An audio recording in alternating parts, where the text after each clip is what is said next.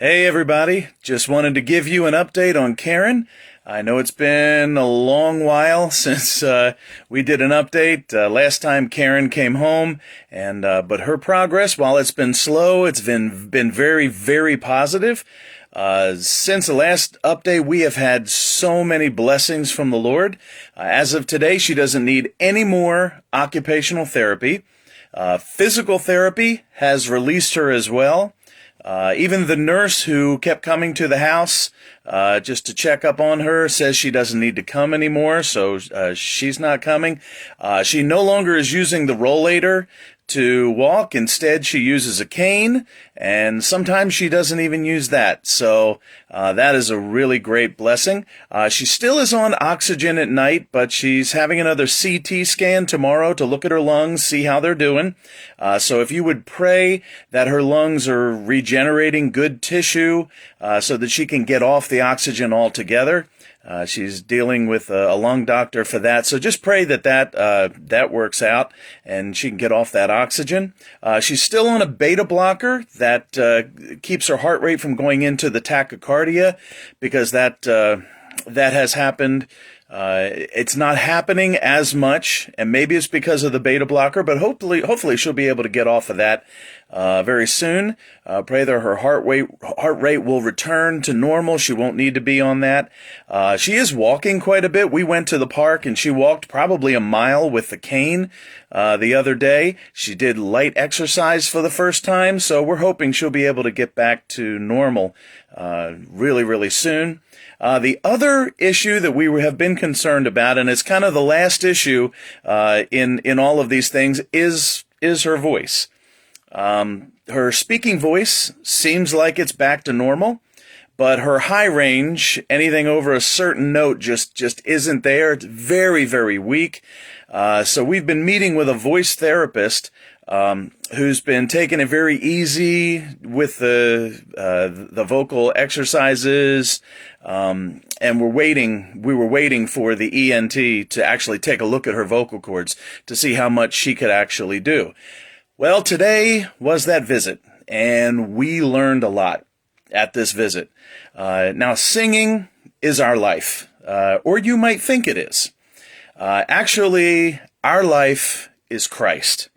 We have died to ourselves long ago, and we're seeking to keep it dead every day and to follow Him.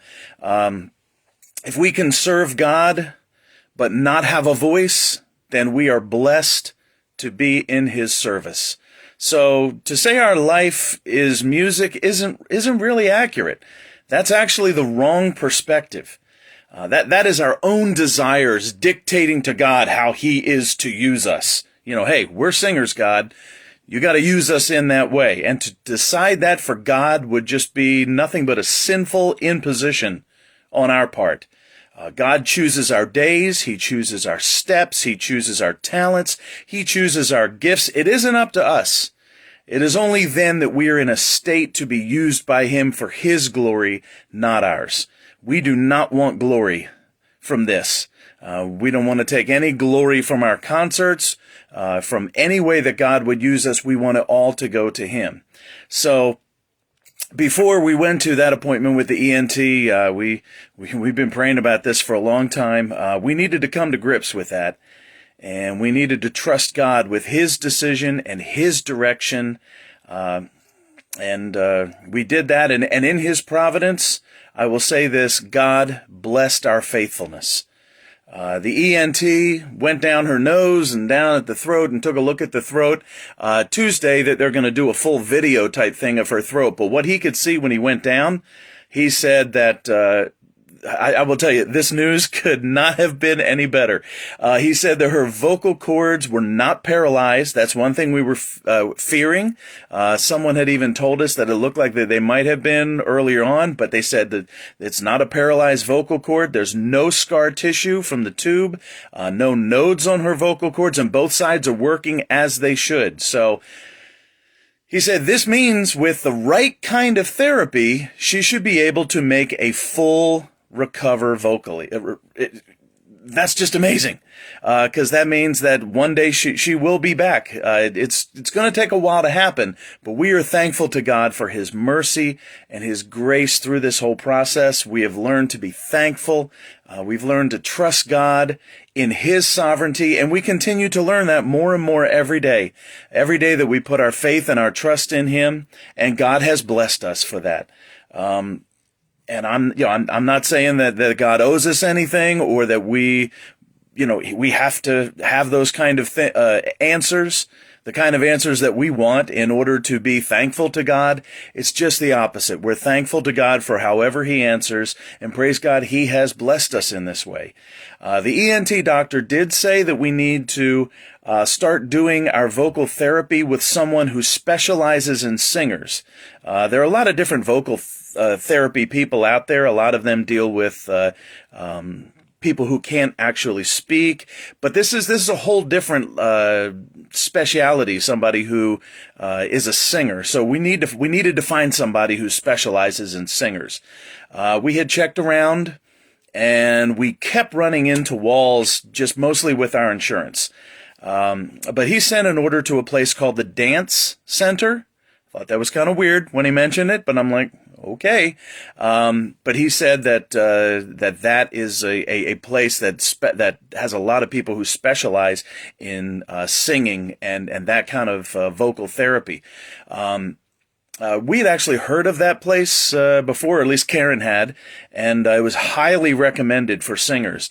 When we called, they said that they were with a particular hospital, and we had dealt with that hospital before, and they don't take our insurance, so we were like, oh, it isn't going to work, but it was worth a try. Well, when they took our insurance and information, they came back on the phone, said that they do accept our insurance. So what a wonderful blessing that is, and hopefully her vocal therapy will be able to start soon. Plus, at the Dance Center, she might learn some new dance moves for our concert ministry. Who knows? Those of you who know have seen our ministry realize how funny and completely ridiculous that is. So, but I had to make a joke about that. The Dance Center is where we're going for our vocal, things. So anyway, the other thing we want to encourage you with is that she was contacted a few weeks ago by the University of Maryland, which was the hospital that brought about her recovery, about doing a video interview that they can use to play for all of their doctors for a big gala that they're having in May. They want to use her story to encourage their doctors who frankly have lost a lot of people, a lot of their patients during this pandemic, and they need that encouragement. In fact, as we go through this, we're learning more and more how absolutely rare Karen's recovery is.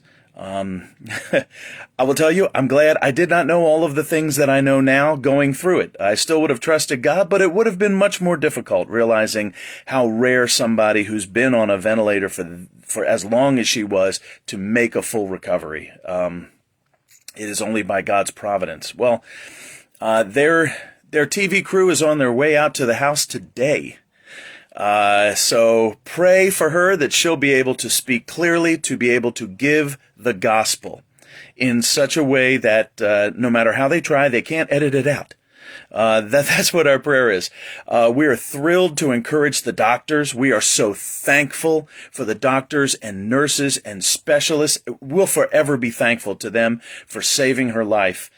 But that story is woefully incomplete without the understanding that throughout this sickness and her recovery, that it is God's sovereign hand holding her in his hand all along. But pray for her today that she'll be clear in how she speaks, and that God will use this for His glory, for His kingdom, and to reach people with the good news. That's what we want for this. We do want to thank the doctors. We are so thankful. We want to encourage them to keep on through this pandemic. They need that encouragement, but they need more than just encouragement.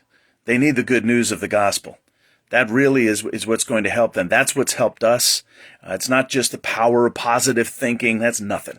It's not faith in faith. That means nothing. I don't even know what in the world that means.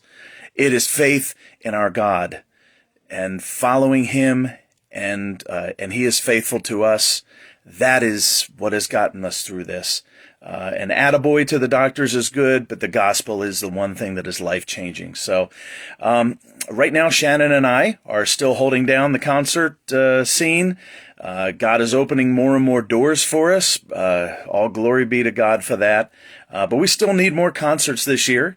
We're thankful to those who have booked us in 2021. We're excited to see you all this year. And God has used our family to encourage many who are living in fear of this disease. Our concerts now are kind of focused on helping people get through this, and focusing them where they need to be focused.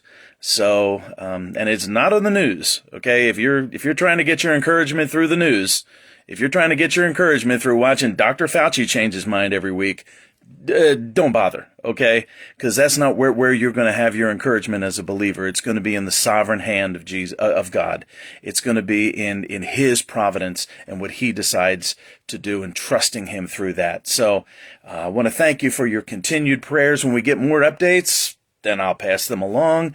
I am confident that one day we're going to give our final update, and it will be when Karen walks back on stage and gives her testimony and sings songs of praise to God for His goodness throughout all of these glorious trials. So God bless you all, and hopefully we'll see you face to face soon at one of our concerts.